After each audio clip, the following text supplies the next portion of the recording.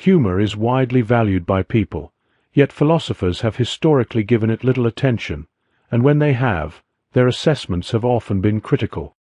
When asked about what is important in life, many people mention humor. Couples often rank a sense of humor as one of the most desirable traits in a partner. Given that philosophy is concerned with what is significant in life, it is surprising how little philosophers have written about humor. From antiquity to the 20th century, major philosophers rarely addressed the topic in depth. Before the 18th century, discussions centered on laughter or comedy, as the word humor did not yet have its modern meaning. The most that influential figures like Plato, Hobbes, and Kant wrote on humor amounted to a few paragraphs within broader discussions. Notably, Henri Bergson's 1900 work, Laughter, was the first full book on humor written by a prominent philosopher. If a Martian anthropologist compared philosophical writings on humor with those on justice, or even Rawls' veil of ignorance, they might conclude that humor is a negligible aspect of human life. Even more striking is the largely negative perspective philosophers have taken toward humor. From ancient Greece until the 20th century, most philosophical discussions of laughter and humor focused on their scornful, mocking, or overpowering nature rather than on wit, joking, or comedy. Plato, perhaps the most influential critic of laughter, regarded it as an emotion that disrupts rational self-control. In the Republic, he argues that the guardians of the ideal state should avoid laughter, warning that excessive mirth provokes instability. He was particularly troubled by scenes in the Iliad and the Odyssey in which the gods of Olympus engage in laughter, believing that such portrayals undermine dignity. Plato also associated laughter with malice. In Philebus, he describes the enjoyment of comedy as a form of scorn, linking it to the vice of self-ignorance. People laugh at those who falsely believe themselves to be more virtuous, attractive, or capable than they truly are. This pleasure in another's self-delusion, he argued, makes laughter morally objectionable. Due to these concerns, Plato advocated for strict regulation of comedy in his ideal state. In Laws, he proposed that only slaves and hired performers should engage in comedic representation, while free citizens should avoid it entirely. Comedic poets were not to be permitted to mock citizens in any way. Greek philosophers after Plato largely echoed his negative views on laughter and humor. While Aristotle acknowledged wit as a valuable part of conversation in the Nicomachean Ethics, he agreed with Plato that laughter is rooted in scorn. In the Rhetoric, he even described wit as educated insolence. He also cautioned against excessive amusement, warning that most people enjoy amusement and jesting more than they should, and that since jesting is a form of mockery, perhaps some forms should have been forbidden altogether. The Stoics, emphasizing self-discipline, shared this concern. Epictetus, in the Enchiridion, advised, "Let not your laughter be loud, frequent, or unrestrained," and his followers claimed he never laughed at all. These philosophical objections to laughter influenced early Christian thought, shaping attitudes that persisted throughout European culture. Biblical representations of laughter further reinforced this skepticism, as laughter in Scripture is overwhelmingly associated with hostility. When God is depicted as laughing, it is in derision. The kings of the earth stand ready, and the rulers conspire together against the Lord and his anointed king. The Lord who sits enthroned in heaven laughs them to scorn, then he rebukes them in anger, he threatens them in his wrath. Psalm 2 verses 2-5. Prophets in the Bible also use laughter as an expression of mockery. In 1 Kings, the prophet Elijah ridicules the prophets of Baal for their god's impotence before having them slaughtered. Laughter, in some biblical passages, is seen as so offensive that it warrants severe punishment. In 2 Kings, a group of children mock the prophet Elisha for his boldness, and in response, he curses them, leading to their gruesome demise. 2 she-bears came out of a wood and mauled 42 of them. Combining Greek philosophical critiques with these biblical warnings, early Christian leaders like Ambrose, Jerome, Basil, Ephraim, and John Chrysostom condemned excessive laughter or even laughter in general. Some, like Basil the Great, viewed uncontrolled laughter as a sign of a disordered soul. In the Long Rules, he wrote, "Raucous laughter and uncontrollable shaking of the body are not indications of a well-regulated soul, or of personal dignity, or self-mastery." Others connected laughter to idleness, lust, and anger. John Chrysostom warned of its dangerous consequences. Laughter often gives birth to foul discourse, and foul discourse to actions still more foul. From words and laughter proceed railing and insult. From railing and insult, blows and wounds, and from blows and wounds, slaughter and murder. The Christian monastic tradition, which placed great emphasis on self-control, took an especially strict stance on laughter. The monastic rule of Pachomius of Egypt forbade joking entirely, while the rule of Saint Benedict, one of the most influential monastic codes, advised monks to speak no foolish chatter, nothing just to provoke laughter, and to avoid immoderate or boisterous laughter. Benedict's ladder of humility even included 2 steps specifically warning against laughter and jesting. Some monasteries enforced strict punishments for laughing. At the monastery of Saint Columbanus Hibernus, the penalties were severe. He who smiles in the service, 6 strokes. If he breaks out in the noise of laughter, a special fast unless it has happened pardonably. From ancient philosophy to early Christianity, laughter was seen not as a harmless pleasure, but as a force that could undermine virtue, discipline, and spiritual seriousness. The Christian rejection of laughter and humor persisted through the Middle Ages and continued largely unchallenged even after the Reformation. While the Reformers sought to reshape many aspects of Christian life, they did not overturn the traditional distrust of humor.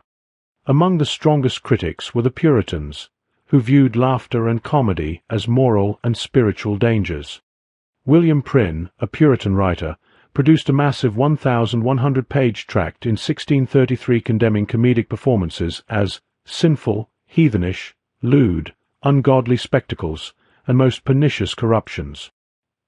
He argued that such entertainments were a destructive force, harmful not only to individual souls but to the moral fabric of churches, republics, and society as a whole. Prynne urged Christians to live soberly and seriously, warning against the temptation to be immoderately tickled with mere lascivious vanities, or to indulge in excessive laughter in the presence of the wicked. When the Puritans gained power in mid-17th century England, they acted on these beliefs, banning comedic plays outright. At the same time, the philosophical critique of laughter was reinforced by thinkers such as Thomas Hobbes and René Descartes. In Leviathan, Hobbes described laughter as an expression of superiority, arising from a sudden feeling of self-satisfaction. He defined it as a reaction to perceiving one's own advantage, either through one's own successes or by recognizing a flaw in another person.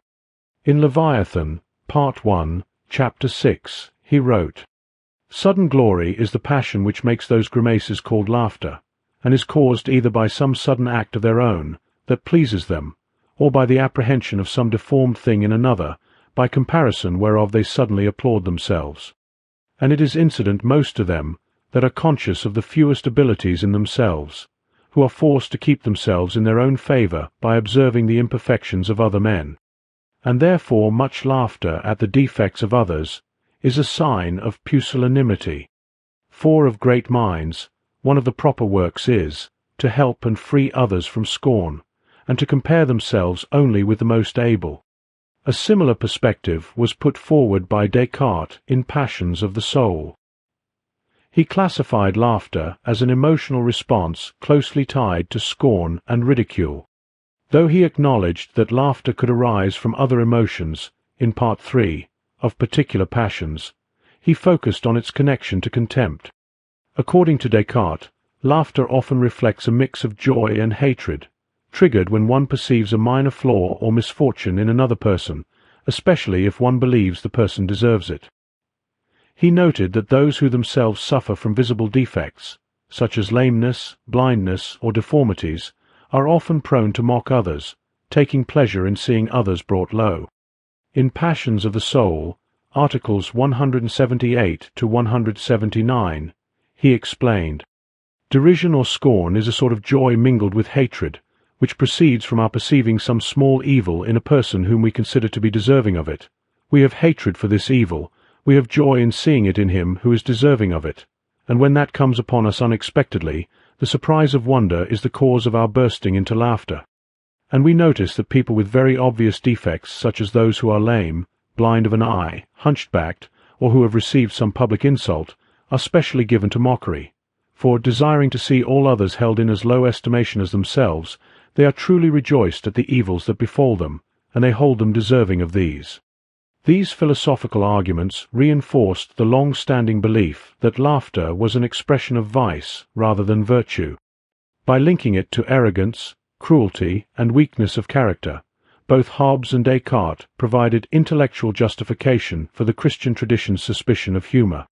Their influence, combined with the puritanical suppression of comedy, helped solidify a cultural outlook in which laughter was not seen as a harmless joy, but as a moral and philosophical problem. The psychological view of laughter, articulated by Hobbes and Descartes, represents a continuation of a tradition that began with Plato and the Bible, shaping Western thought on humor for nearly 2 millennia. In the 20th century, this perspective came to be known as the superiority theory, the idea that laughter stems from a sense of superiority over others or over a former version of ourselves. A modern proponent of this theory, Roger Scruton, describes amusement as an attentive demolition of a person or something connected to them. He argues that laughter inherently devalues its object. If people dislike being laughed at, he states, it is surely because laughter devalues its object in the subject's eyes. However, in the 18th century, this theory began to lose its dominance, challenged by thinkers such as Francis Hutcheson. In 1750, Hutcheson directly criticized Hobbes' account, arguing that feelings of superiority are neither necessary nor sufficient for laughter. He pointed out that we often laugh without comparing ourselves to anyone, as when we find amusement in playful or absurd expressions. He illustrated this with a humorous poem about the sunrise. The sun long since had in the lap of Thetis taken out his nap, and like a lobster boiled, the morn from black to red began to turn. In such cases, laughter arises not from superiority, but from an appreciation of incongruity. Likewise, Hutcheson noted that while we may feel superior to animals, their dull, unintelligent behavior does not amuse us. Instead, we often laugh at their unexpected cleverness, when dogs or monkeys display a surprising ingenuity that mirrors human actions. This, he argued, contradicts the idea that laughter always stems from looking down on others. Hutcheson also observed that feelings of superiority frequently fail to provoke laughter. A wealthy gentleman riding in a carriage, for instance, may look upon a group of beggars and recognize that he is far better off, yet he is unlikely to laugh. If anything, he is in greater danger of weeping than laughing. Similarly, pity or sympathy can accompany feelings of superiority without producing humor. Further counterexamples undermine the superiority theory. Some comedic situations involve admiration rather than scorn. Silent film stars like Charlie Chaplin, Harold Lloyd, and Buster Keaton often portrayed characters who seemed doomed, only to escape with astonishing acrobatic skill. Audiences laugh not because they feel superior, but because the unexpected resolution of the predicament is delightful. If anything, the hero's cleverness far surpasses that of the viewer, yet this does not diminish the comedic effect. Self-directed laughter also poses a challenge to the theory. If laughter were purely a product of superiority, it would require us to compare our current selves with a past, inferior version. However, people often laugh at their present selves. If I spend minutes searching for my glasses, only to find them resting on my head, my laughter is not rooted in a sense of past triumph or superiority. It is a response to my own momentary absurdity. Finally, some instances of laughter seem to involve no personal comparisons at all. In psychological experiments conducted by Lambert Deckers, 1993, participants were asked to lift a series of identical-looking weights. After establishing an expectation that each weight would be the same, they were suddenly given a much heavier or lighter weight. Most subjects responded with laughter, not from Hobbesian sudden glory, nor from any conscious comparison with others, but seemingly from the sheer surprise of violated expectations. These examples suggest that while the superiority theory may explain certain cases of laughter, such as derision or mockery, it is far from a complete account. Laughter often arises from incongruity, surprise, or the unexpected, rather than from a sense of dominance over others. As alternative theories of humor emerged, the rigid dominance of the superiority theory in Western thought began to give way to more nuanced explanations of why we laugh. By the 18th century, two new theories of laughter emerged, further weakening the dominance of the superiority theory. These were the relief theory and the incongruity theory, neither of which referenced feelings of superiority as essential to laughter. The relief theory presents a physiological explanation of laughter, likening it to a pressure release valve in a steam boiler. This idea was first outlined in Lord Shaftesbury's 1709 essay, An Essay on the Freedom of Wit and Humour, which was also the first work to use humour in its modern sense of funniness. At the time, scientists understood that nerves connected the brain to the senses and muscles, but they believed that nerves carried animal spirits, gaseous or liquid substances such as air and blood. John Locke described these spirits as fluid and subtle matter, passing through the conduits of the nerves. Shaftesbury proposed that laughter functions as a form of release for pent-up animal spirits accumulating within the nervous system. He suggested that when people are restrained or constrained, their natural energies seek an outlet, often finding expression in humor. The natural free spirits of ingenious men, if imprisoned or controlled, will find out other ways of motion to relieve themselves in their constraint, and whether it be in burlesque, mimicry, or buffoonery, they will be glad at any rate to vent themselves, and be revenged upon their constrainers. As scientific understanding of the nervous system advanced over the following 2 centuries, thinkers such as Herbert Spencer and Sigmund Freud refined the biological basis of the relief theory while maintaining the core idea that laughter serves as a mechanism for releasing pent-up nervous energy.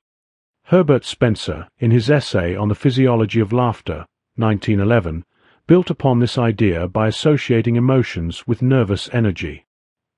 He argued that emotions manifest physically as stored energy, which, when it reaches a certain threshold, must be discharged through bodily movements. For example, anger may initially produce small muscle contractions, such as clenched fists, but if the energy accumulates, it can escalate into an attack. Similarly, fear may generate subtle physical tension in preparation for fleeing, which, if heightened, results in actual flight. Laughter, according to Spencer, is another form of energy discharge, but with a crucial distinction. Unlike anger or fear, it does not serve as a prelude to practical action. Instead, laughter is an aimless, spontaneous release of nervous energy, producing physical motion that lacks any real objective. As Spencer put it, the movements of laughter have no object, they are merely a release of nervous energy. Consider the following poem, Waste, by Harry Graham. I had written to Aunt Maud, who was on a trip abroad, when I heard she'd died of cramp, just too late to save the stamp. Initially, the reader may feel sympathy for the grieving nephew. However, the final line shifts the entire meaning, revealing not a sorrowful relative, but an unfeeling miser concerned only with trivial savings. The nervous energy that had built up as pity now has nowhere to go, and it is instead discharged through laughter. Spencer explains that this release happens first in the muscles most associated with emotional expression, particularly those of the vocal tract. If additional energy remains, it spreads to the respiratory muscles, and if even more remains, it may overflow into other muscle groups, leading to bodily movements such as shaking or throwing one's head back in laughter. In the early 20th century, philosopher John Dewey presented a similar version of the relief theory. He described laughter as marking the ending of a period of suspense or expectation. According to Dewey, laughter is akin to a sigh of relief. It is a sudden release of tension, primarily expressed through breathing and vocalization. Among the most influential proponents of the relief theory was Sigmund Freud, who elaborated on the idea in Jokes and Their Relation to the Unconscious, 1905. Freud identified three primary situations in which laughter occurs: joking, de wits, the comic, and humor. In each case, laughter serves to release energy that was gathered for a psychological task, but which ultimately became unnecessary. In de wits, which includes both premeditated jokes and spontaneous witty remarks, the energy released is that which would normally have been used to repress emotions. Freud argues that laughter in this context does not discharge the repressed emotions themselves, but rather the psychic effort required to keep them suppressed. In the comic, laughter releases energy that would have been spent on cognitive processing. Essentially, the brain recognizes an absurdity and, realizing that further analysis is unnecessary, expels the excess mental energy through laughter. In humor, laughter emerges as a way of shedding surplus emotional energy. For example, if we anticipate feeling sadness or fear in a particular situation, but then realize those emotions were unnecessary, the leftover emotional energy is discharged through laughter. According to Freud, the emotions most commonly subject to repression are sexual desire and hostility, which explains why many jokes revolve around sex, aggression, or a combination of both. A sexual joke, for instance, allows a person to bypass their internal censor and momentarily indulge in libido-driven amusement. Similarly, a joke that mocks an individual or group enables the listener to express normally repressed hostility. In both cases, the psychic energy ordinarily spent on suppression becomes redundant and is expelled in laughter. Sigmund Freud's second category of laughter, the comic, involves the release of energy originally allocated for thought but ultimately found unnecessary. This occurs when we observe something that disrupts our usual patterns of cognition, such as the clumsy antics of a clown. Under normal circumstances, our brains efficiently process everyday movements with minimal effort. However, when we watch a clown fumble through tasks that we ourselves would perform smoothly, our mental faculties momentarily overexert themselves in an attempt to make sense of the exaggerated, inefficient actions. Freud explains this through a theory of mimetic representation, which suggests that our minds allocate larger amounts of energy to understand complex or exaggerated movements than they do for simple, fluid ones. Since the clown's performance is overly cumbersome, the mental effort we summon to process it is ultimately unnecessary, leading to an excess of unused cognitive energy. This surplus is then discharged through laughter. These two possibilities in my imagination amount to a comparison between the observed movement and my own. If the other person's movement is exaggerated and inexpedient, my increased expenditure in order to understand it is inhibited in statu nascendi, as it were in the act of being mobilized. It is declared superfluous and is free for use elsewhere or perhaps for discharge by laughter. Freud's third laughter situation, humor, follows a similar pattern but applies to emotions rather than cognition. Humor arises in moments when we anticipate a distressing emotional response, but then find it unnecessary. This process mirrors Herbert Spencer's broader relief theory, a sudden release of emotional energy that was summoned but never used. Freud describes humor as occurring when an event prompts us to prepare for an emotional reaction, such as sadness or fear, only for that reaction to be suppressed before it fully develops. He explains, humor occurs if there is a situation in which, according to our usual habits, we should be tempted to release a distressing effect, and if motives then operate upon us which suppress that effect in statu nascendi, in the process of being born. The pleasure of humor comes about at the cost of a release of effect that does not occur. It arises from an economy in the expenditure of effect. Freud illustrates this concept with a story by Mark Twain. In the tale, Twain's brother is working on a road construction project when a premature dynamite explosion sends him soaring high into the sky. When he finally lands, miles away from the worksite, he is reprimanded, not for nearly dying, but for being absent from his place of employment and docked half a day's pay. Initially, the reader is primed to feel sympathy for Twain's brother. However, the absurdity of the punchline, his misfortune being reduced to a trivial workplace infraction, renders our emotional preparation unnecessary. Just as in the case of the miserly nephew in Harry Graham's poem Waste, our anticipated emotional response becomes redundant, and we release this excess psychic energy through laughter. As a result of this understanding, the expenditure on the pity, which was already prepared, becomes unutilizable and we laugh it off. Although the relief theory of laughter, championed by thinkers like Herbert Spencer and Sigmund Freud, once held significant sway, it is largely rejected by contemporary scholars in philosophy and psychology.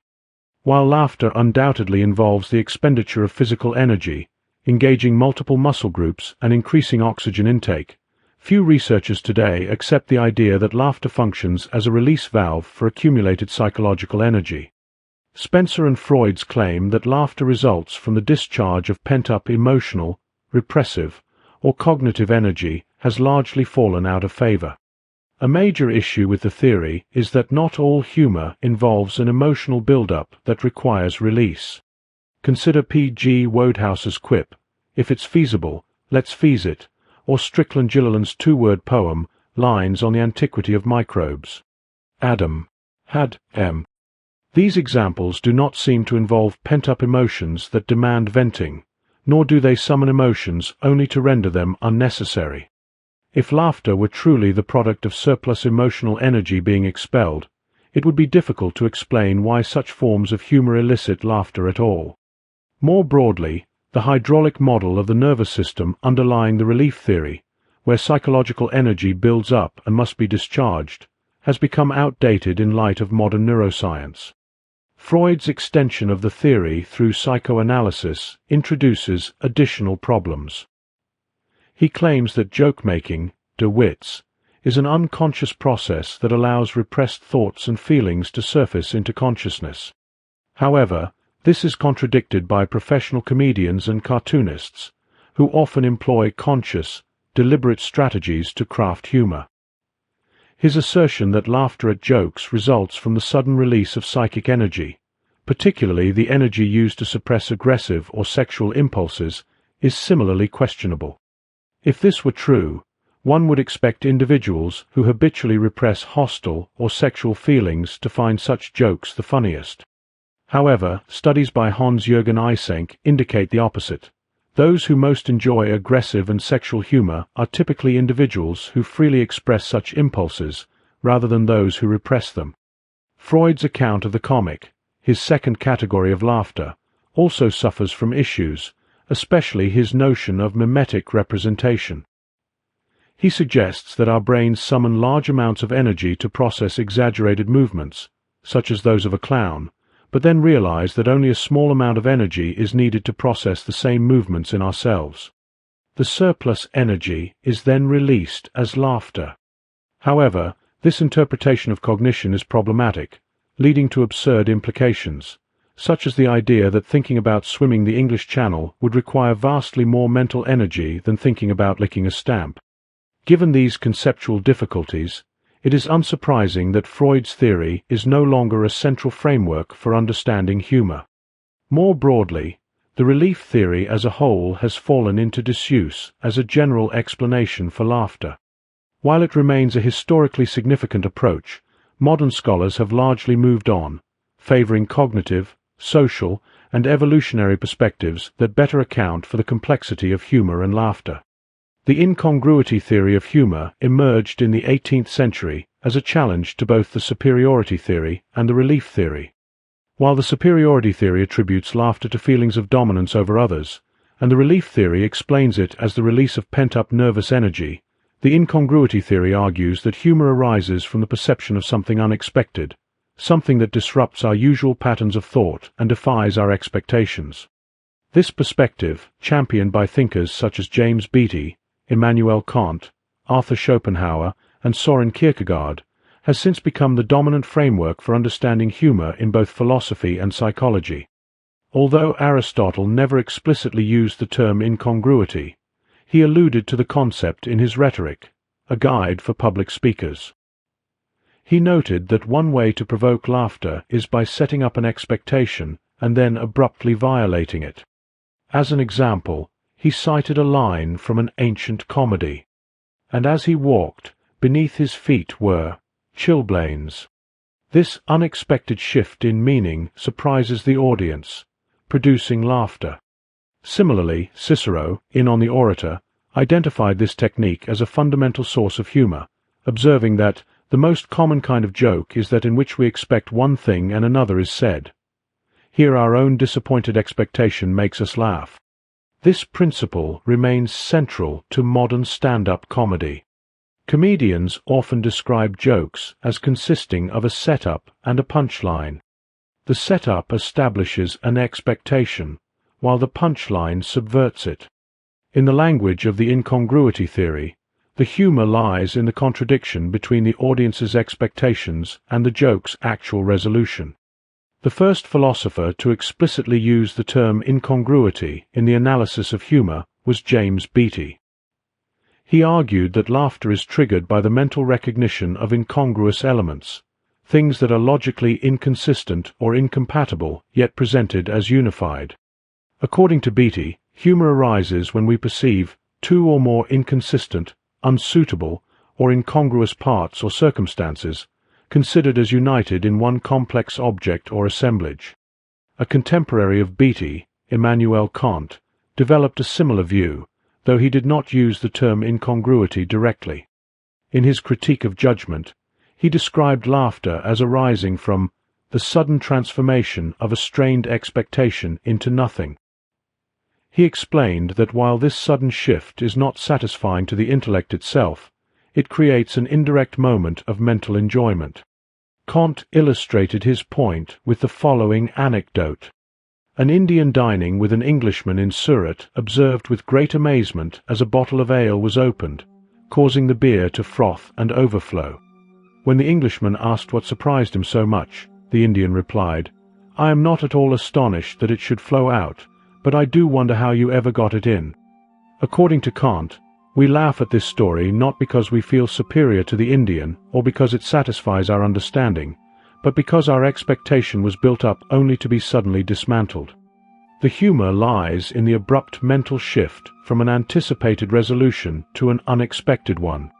Kant emphasizes that humor does not simply replace one expectation with its opposite, but instead dissolves expectation entirely, transforming it into nothing. He illustrates this with two additional jokes. A man organizing an elaborate funeral for a wealthy relative complains that his mourners are not taking the occasion seriously. "The more money I give them to look sad, the more cheerful they seem." A merchant, returning from India with his fortune in goods, is forced to throw everything overboard during a storm. His grief is so intense that his hair turns grey overnight. According to Kant, humor amuses us by engaging our thoughts, shifting them unexpectedly, and then dissipating them into nothing. However, these mental shifts do not contribute to knowledge or understanding. Reason finds no inherent value in humor. Instead, the pleasure of laughter is ultimately a physical reaction, a kind of internal jostling of the body's organs that produces an enjoyable sensation. Kant suggests that our thoughts are closely linked to bodily movements. When the mind is rapidly forced to shift perspectives in response to a joke, this mental motion corresponds to a physical tension and relaxation of the body's elastic tissues, particularly those of the intestines. This, in turn, affects the diaphragm, creating the characteristic convulsions of laughter, much like the reaction of someone who is ticklish. The rapid expulsion of air from the lungs in laughter is not just a byproduct of humor, it is the true source of its pleasure. To illustrate this further, Kant compares the enjoyment of humor to the pleasures of games of chance and music. In each case, the delight comes from a changing free play of sensations, rather than from any meaningful intellectual insight. In games of chance, the play of fortune excites the body by triggering alternating emotions: hope, fear, joy, frustration, and triumph, which stimulate the vital processes of the body. In music, the play of tone, similarly shifts emotions and bodily states. In humor, it is the play of thought that creates an equally pleasurable physical response. In all three cases, the true source of pleasure is bodily animation rather than the intellectual content of the experience. Just as music and gambling stimulate physical excitement, humor engages the body through the motion of the intestines, generating a sense of vitality and well-being that fuels the joy of social gatherings. Arthur Schopenhauer's version of the incongruity theory adds a deeper philosophical layer to the concept of humor compared to Kant's approach. While Kant saw the incongruity in humor as a clash between expectations and experiences, Schopenhauer locates the incongruity between our sense perceptions of individual things and the abstract concepts we use to categorize them. We perceive objects in their full uniqueness, with many properties. However, when we group these perceptions under abstract concepts, we focus on only a few of their properties, lumping quite different things together under a single concept. For example, a Chihuahua and a Saint Bernard are both categorized under the concept of dog, despite their obvious differences. Humor, according to Schopenhauer, occurs when we perceive the incongruity between a concept and the real object it refers to. Laughter is simply the expression of this incongruity. He writes, "The cause of laughter in every case is simply the sudden perception of the incongruity between a concept and the real objects which have been thought through it in some relation, and laughter itself is just the expression of this incongruity." To illustrate this, Schopenhauer provides examples of humor. One example involves prison guards who allowed a convict to play cards with them. When they caught him cheating, they kicked him out. Schopenhauer notes that the guards were guided by the general concept, bad companions are turned out, but they overlooked the fact that the convict was also a prisoner, someone they should have kept in custody. Another example is an Austrian joke, where a man who claims to enjoy walking alone is told, "You like walking alone, so do I, therefore we can go together." This joke highlights the incongruity of applying the abstract concept, a pleasure which two love they can enjoy in common, to a situation where walking alone excludes that idea of shared enjoyment. Schopenhauer emphasizes that humor requires the ability to think abstractly and categorize different things under a common concept. He suggests that wit is the facility for finding for every object that appears a conception under which it certainly can be thought, though it is very different from all the other objects which come under this conception. Schopenhauer also uses his theory to explain the offensiveness of being laughed at, which resonates with the superiority theory of humor. He argues that the laughter of others often offends us because it highlights the incongruity between our conceptions and the objective realities we face.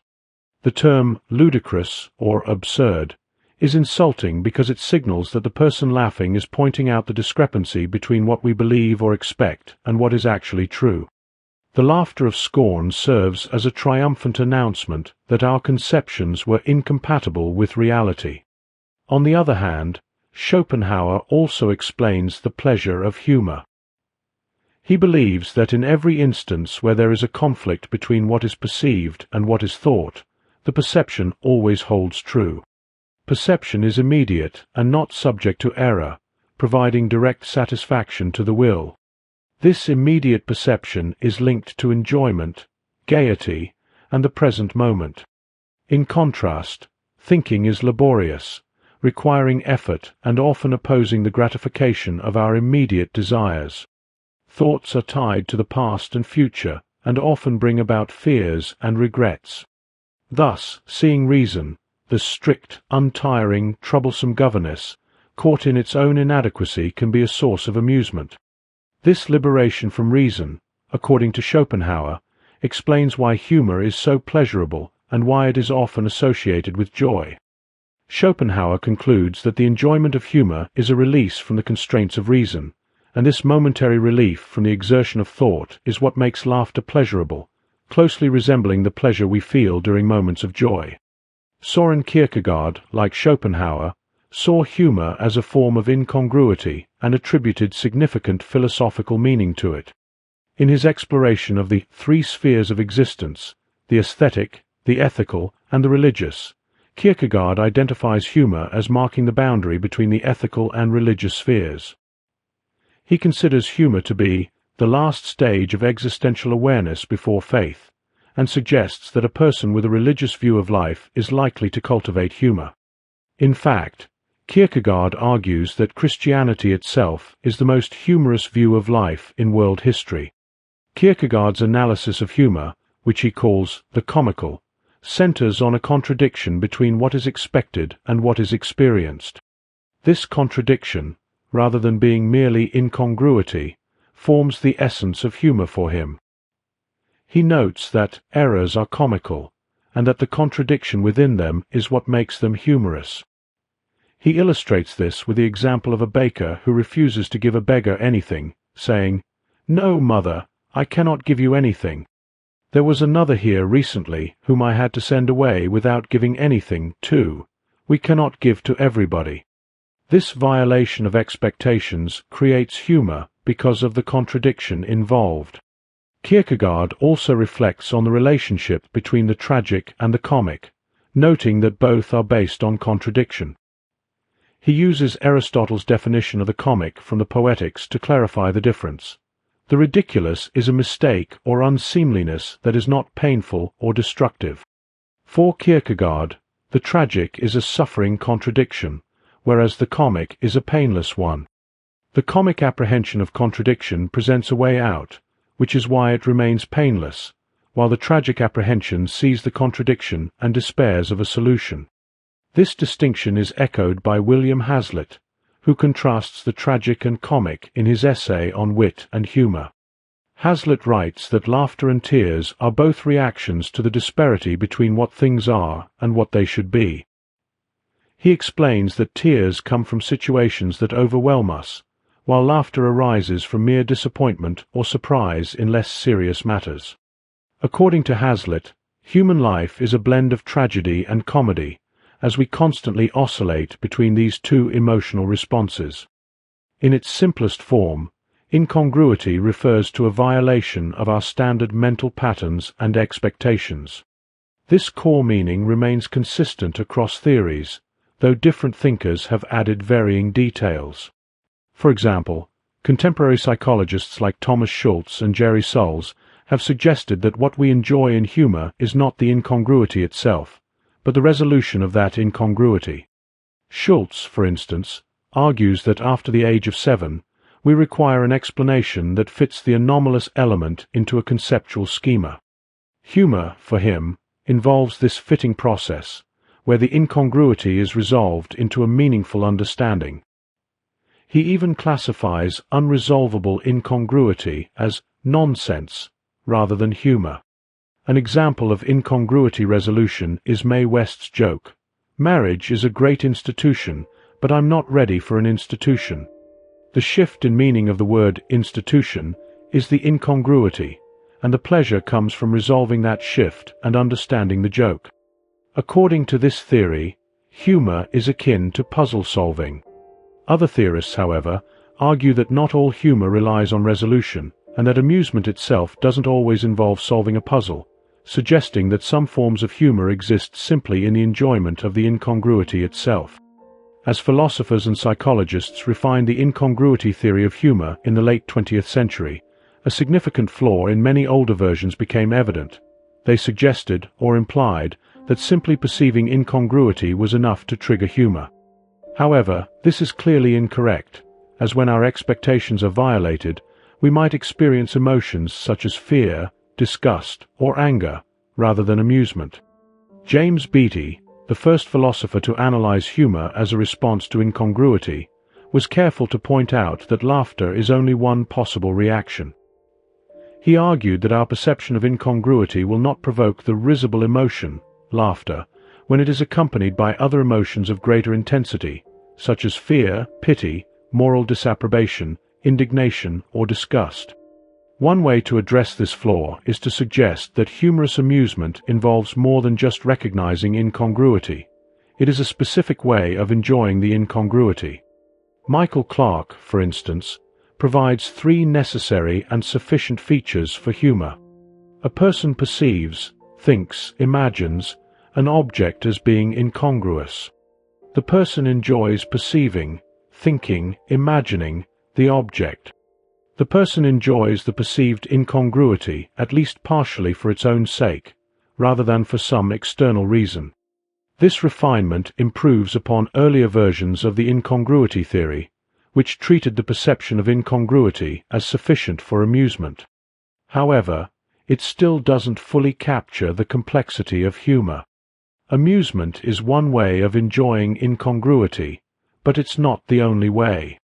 For example, Mike W. Martin offers examples from the arts, such as Oedipus the King by Sophocles, where the audience may recognize the incongruity in Oedipus's vows to bring Laius's killer to justice, knowing that Oedipus is, in fact, that killer.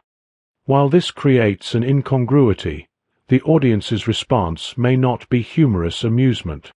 John Morial extends this argument, noting that certain aesthetic categories, like the grotesque, macabre, horrible, bizarre, and fantastic, can also involve an enjoyment of violations of expectations, but not necessarily in a humorous way. Despite these nuances, the incongruity theory remains a stronger explanation of humor than the now scientifically outdated relief theory. It is also more comprehensive than the superiority theory, which struggles to account for forms of humor that do not rely on feelings of superiority, such as puns or wordplay. Additionally, the incongruity theory can better explain humor as an aesthetic experience, as evidenced by the enjoyment many derive from the extensive use of puns in Shakespeare's plays. While the incongruity theory improved the reputation of humor compared to the superiority theory, it did not significantly change how philosophers viewed humor in the 19th and 20th centuries, based on their published works. One reason for humor's continued poor reputation came from a new objection raised by the incongruity theory. If humor involves enjoying the violation of our mental patterns and expectations, then it must be irrational. This irrationality objection has existed almost as long as the incongruity theory itself, and was implicitly echoed by Immanuel Kant, who claimed that the pleasure of laughter is purely physical, not intellectual. Kant questioned how a delusive expectation could provide gratification, arguing that humor feels good despite, rather than because of, its ability to frustrate our desire for understanding. George Santayana shared a similar view, arguing that incongruity itself cannot be genuinely enjoyed. He wrote that humor arises when an unexpected idea disrupts our usual sense of reality, but that disruption is ultimately futile. The comic event falsifies the nature of things before us, presenting an absurdity that cannot be made sense of, and as rational beings, humans cannot enjoy absurdity any more than they could enjoy hunger or cold. If the incongruity theory is to effectively explain the nature of humor and the value we find in it, the irrationality objection must be addressed. One approach to overcoming this objection is to provide a framework in which our higher mental faculties can operate in ways that differ from traditional models of reasoning. For instance, humor could be seen as promoting insight and critical thinking, particularly when it serves to expose social realities, challenge power structures, and deflate false or inflated images. Another promising, yet underexplored approach is to view humor as a form of play and to analyze how this playful aspect can have beneficial effects, whether intellectually, socially, or emotionally. Surprisingly, few philosophers have considered humor as a form of play, and even fewer have recognized its potential benefits. Although Immanuel Kant referred to joking as the play of thought, he saw no value in it beyond its physical effects, such as stimulating the internal organs. However, Thomas Aquinas was one of the few philosophers to classify humor as a form of play and to recognize its mental and social benefits. He drew from Aristotle's ideas in the Nicomachean Ethics, where Aristotle suggests that life includes both activity and rest, with leisure and amusement as key components. While Aristotle critiques excessive amusement, referring to those who overindulge in humor as vulgar buffoons, he also criticizes those who are unable to engage in humor or tolerate it, calling them boorish and unpolished. Aristotle sees a middle ground. Humor should be practiced in moderation, at the right time and in the right manner, a virtue he calls eutropelia, or ready-wittedness. Aquinas, in his Summa Theologica, expands on Aristotle's ideas in 3 articles, including whether actions performed in play can be virtuous and whether playing too much or too little is sinful. He agrees with Aristotle that humor and play offer a form of psychological rest. Just as bodily tiredness is eased by physical rest, mental fatigue can be relieved by engaging in pleasurable activities. Humor, in this context, is not about achieving anything beyond the pleasure of the soul. Aquinas argues that it is essential to engage in humor at times for the solace of the soul. Moreover, humor has social advantages. He extends Aristotle's notion of eutrapelia, describing a eutrapelos, a person who is pleasant and brings a cheerful disposition to their words and actions. According to Aquinas, someone who is never playful or humorous is acting against reason and therefore engaging in vice. He emphasizes that it is against reason to be burdensome to others by being a killjoy or grumpy about humor. Citing Seneca, he reminds us, "Bear yourself with wit, lest you be regarded as sour or despised as dull." In the 20th century, Max Eastman, 1936, proposed a play theory of humor, drawing parallels between human laughter and the playful behavior of animals, particularly chimps when they laugh during tickling. Eastman argued that humor arises from an instinctive response to playful situations, suggesting that we approach potentially serious matters with a disinterested attitude, treating them lightly. Later, Ted Cohen, 1999, also explored the social benefits of humor, and many psychologists echoed Aquinas' views on humor as virtuous. A chapter in the American Psychological Association's Character Strengths and Virtues book identifies humor under strengths of transcendence, noting that humor can promote tolerance for ambiguity, foster creative problem-solving, and act as a social lubricant that builds trust and reduces conflict. Furthermore, humor can be particularly beneficial in communications that tend to elicit negative emotions, such as bad news, apologies, or criticisms. For example, humor in a debt collection letter could reduce the sting of the message, as illustrated in this line: "We appreciate your business, but please give us a break. Your account is overdue 10 months. That means we've carried you longer than your mother did." Play activities, such as humor, are primarily pursued for enjoyment, as Aquinas noted, rather than for the benefits they might provide. A parallel can be drawn with music, which is typically played and enjoyed for pleasure but can also have a range of positive effects, such as improving manual dexterity, enhancing mathematical abilities, reducing stress, and fostering social bonds. Ethologists, who study animal behavior, highlight the value of play in young animals, noting that it helps them develop essential skills for survival. For instance, young lions engage in play that mimics hunting behaviors, while boys often practice throwing projectiles, a skill linked to ancestral hunting methods. Marek Spinker observes that young animals often move in exaggerated ways during play, such as monkeys leaping between trees and rivers or children running, skipping, and doing cartwheels. This type of play, Spinker suggests, allows them to test and refine their speed, balance, and coordination, helping them prepare for real-life challenges, such as avoiding predators. While this understanding of play in young animals and children doesn't automatically explain the importance of humor in adults, it shares a common thread. Adults, like children and animals, enjoy activities that allow them to push their abilities to extremes in a safe environment. This is evident in sports, where physical skills are tested in a controlled setting, and humor, where mental and social abilities are exercised in a similar fashion. In humor, the abilities we push to the extreme in a safe setting are related to thinking and interacting with others. For example, in joking with friends, we often break social rules of conversation, such as those formulated by H.P. Grice, 1975. These include rules like, do not say what you believe to be false, avoid obscurity of expression, or be brief. Humor breaks these rules in various ways. Rule 1 is broken when we exaggerate wildly or say the opposite of what we think for comedic effect. Rule 2 is violated when we present absurd fantasies as if they were facts, such as joking about 2 co-workers rumored to be having an affair. They must be in the boiler room making hot monkey love. Rule 3 is broken when we respond to awkward questions with evasive answers, like, "You want to know why I didn't chip in for the dinner? Well, you know that I've been saving up for a new house, right?" Rule 4 is violated in jokes that rely on switching meanings midway, as Victor Raskin, 1984, demonstrated, such as the line, "I love cats.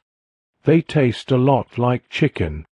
Rule 5 is broken when we turn everyday complaints into long, humorous rants, as seen in the comedic style of Lewis Black. Humor, like other forms of play, sometimes takes on forms that are clearly not serious, such as wearing a red clown nose and making up nonsense syllables. More often, however, humor is modeled on serious activities. For instance, in conversation, we may switch from serious discussion to making funny comments, using the same vocabulary and grammar as if we were making genuine statements or asking questions. This similarity between non-serious and serious language requires a way for participants to distinguish between the two, which is where play signals come in, as described by ethologists. These signals help to communicate the playful intent behind our actions and words, signaling that we are engaging in humor rather than serious discourse. The oldest play signals in humans are smiling and laughing, which, according to ethologists, evolved from similar signals in pre-human apes. About 6 million years ago, the ancestors of modern humans split off from the ancestors of chimpanzees and gorillas.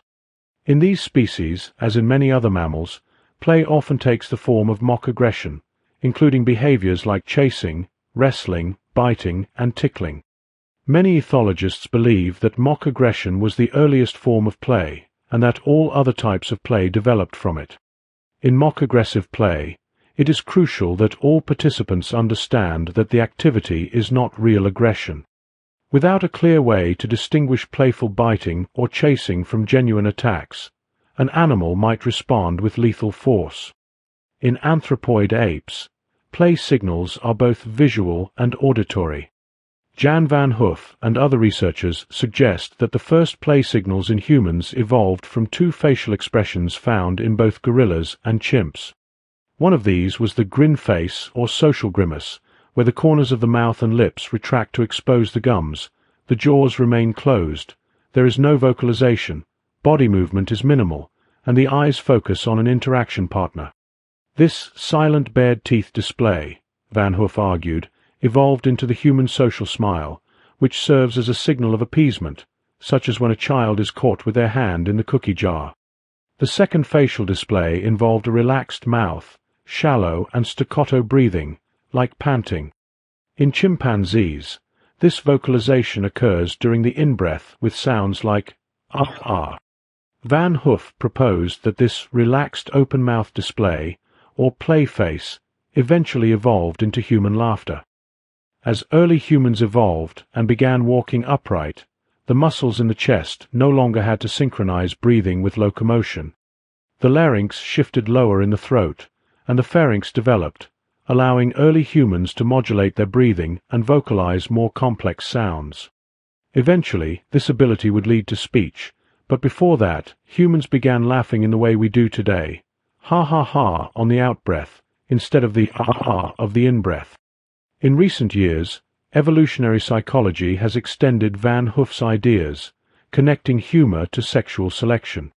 It is suggested that early men may have used humor to demonstrate intelligence, cleverness, adaptability, and a desire to please others in the competition for mates. The hypothesis that laughter evolved as a play signal offers several advantages. Unlike the superiority and incongruity theories of humor, it explains the connection between humor and the facial expressions, body language, and sounds of laughter. It also accounts for the social nature of laughter, which those other theories do not. One study suggests that we are 30 times more likely to laugh with others than when we are alone. Tracing laughter to a play signal also aligns with the fact that young children today laugh during similar activities, such as chasing, wrestling, and tickling, where chimps and gorillas display their play faces and laugh-like vocalizations. Furthermore, the idea that laughter and humor evolved from mock aggression helps explain why much humor today, especially among males, retains a playfully aggressive quality. In recent decades, the playful aggression often found in humor, especially in jokes that rely on racial, ethnic, and gender stereotypes, has garnered significant attention from philosophers. Dadles, in Lintot 2020, explores many of the moral aspects of these and other forms of joking. However, some philosophers have overlooked the playful nature of such jokes and treated them as genuine verbal aggression. For instance, jokes that portray black people as extraordinarily lazy, Italians as cowardly, women as bad at math, or blondes as stupid, have often been discussed as if they are legitimate assertions about these groups. Michael Phillips, in his 1984 article Racist Acts and Racist Humor, exemplifies this approach by classifying Polish jokes as racist. Yet, anyone familiar with their popularity in the 1960s understands that these jokes weren't necessarily hostile toward Polish people, who had long been assimilated into North American society. Take, for example, the Polish astronaut joke. The astronaut announces that he will fly a rocket to the sun, and when asked how he would handle the sun's intense heat, he responds, "Don't worry, I'll go at night." To appreciate this joke, one doesn't need to hold racist beliefs about Poles or believe that Poland even has a space program. Rather, it's a fantasy enjoyed for its portrayal of absurd, exaggerated stupidity. As Christy Davies, 1990, has shown, these stupid jokes are global in scope, and the ethnic group being stereotyped is rarely the enemy. They are often similar to those telling the jokes. While it's true that enjoying jokes that play with negative stereotypes doesn't require endorsing those stereotypes, it does keep them in circulation, which can be harmful in cultures where such stereotypes fuel prejudice and injustice. Jokes can be morally objectionable when they perpetuate harmful stereotypes that should be eradicated. More generally, humor can be morally problematic when it trivializes serious subjects. In such cases, humor can hinder compassion and responsible action. A glaring example of this is the cover of the July 1974 National Lampoon magazine, titled the Dessert Issue.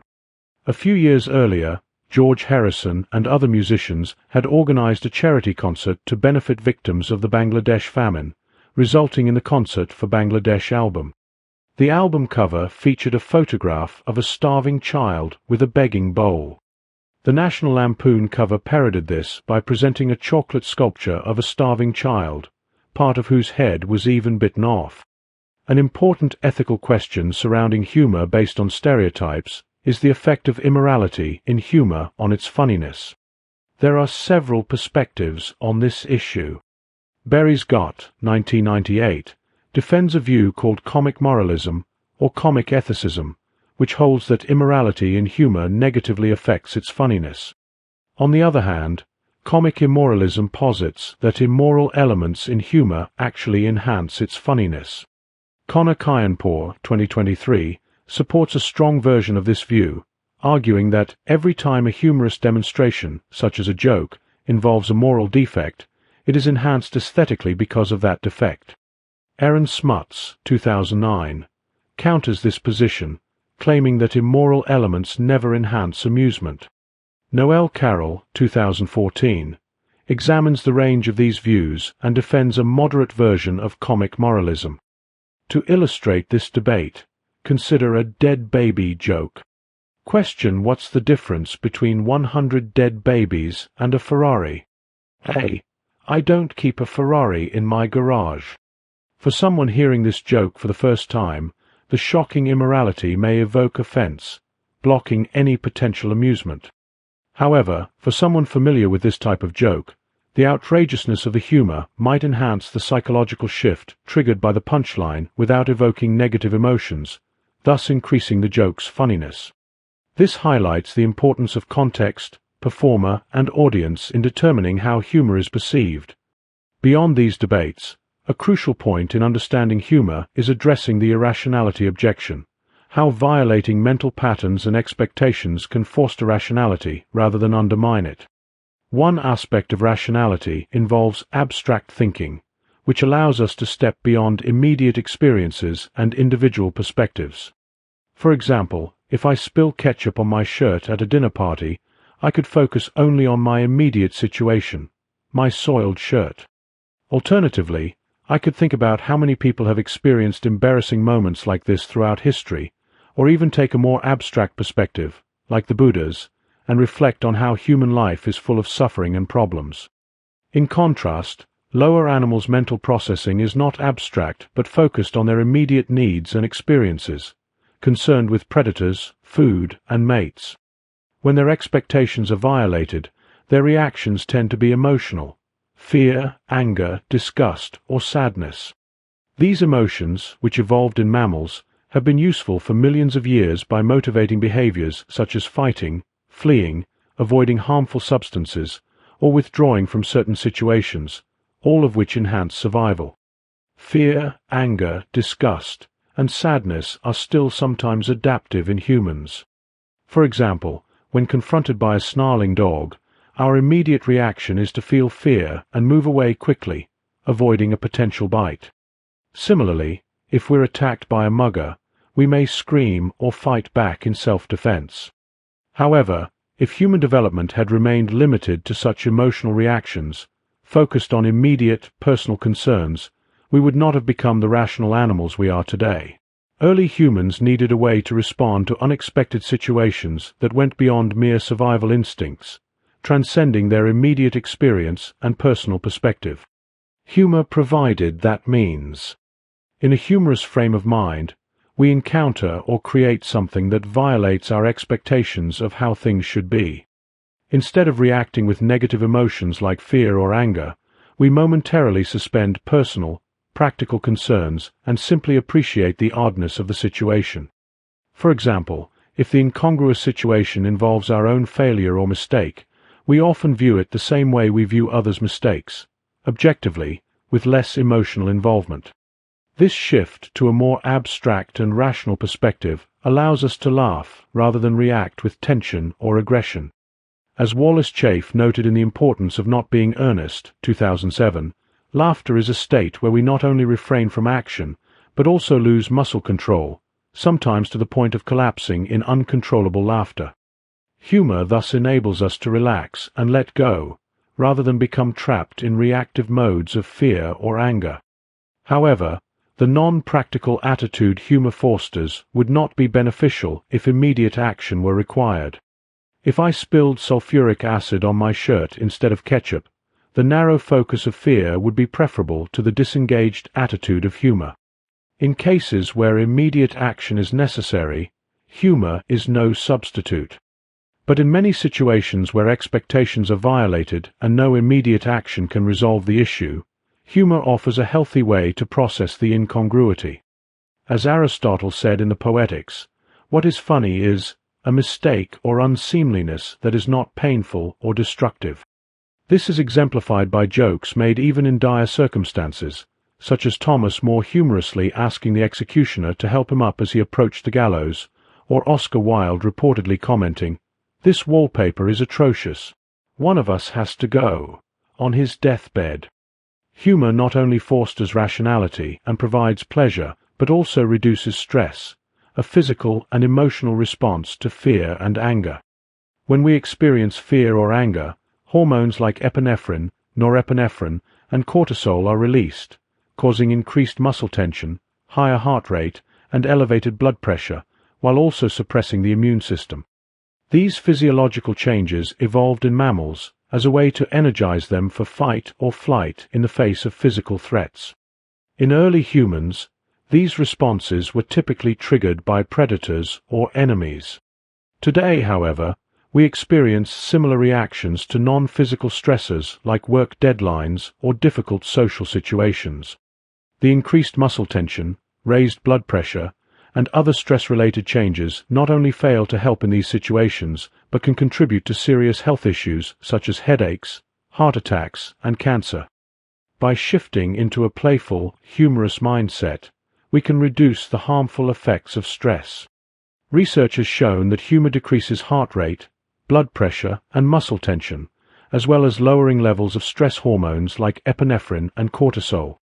Laughter also increases pain tolerance and boosts immune system activity, counteracting the negative effects of stress.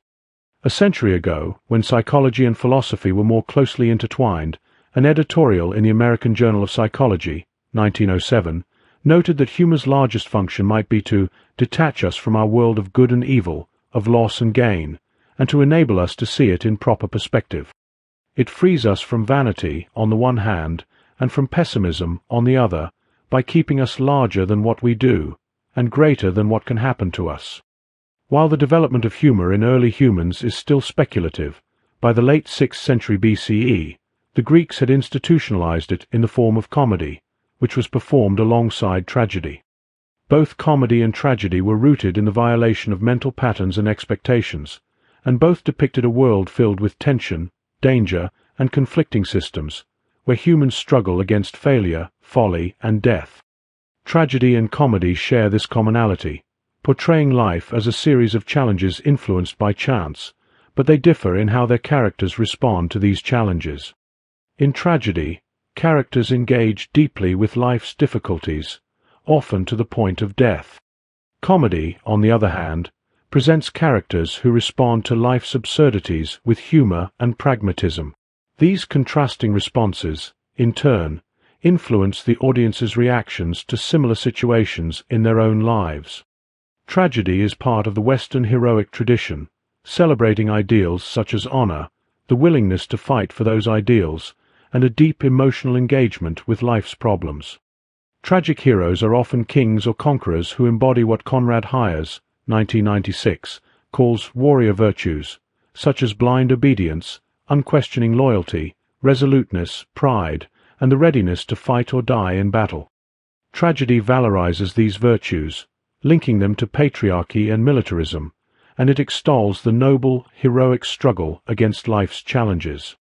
Comedy, however, offers an anti-heroic, more pragmatic response to life's incongruities. From Aristophanes' Lysistrata to Charlie Chaplin's The Great Dictator to Michael Moore's Fahrenheit 9/11, comedy has often mocked the irrationality of militarism and blind respect for authority. In dealing with conflict, comedy favors tactics such as trickery, negotiation, or even running away rather than direct confrontation. As an Irish saying goes, "You're only a coward for a moment, but you're dead for the rest of your life." Comedy encourages critical thinking, cleverness, adaptability, and an appreciation for life's physical pleasures, such as eating, drinking, and sex. While tragedy often reflects elitism, with its focus on kings, queens, and generals, comedy is more inclusive.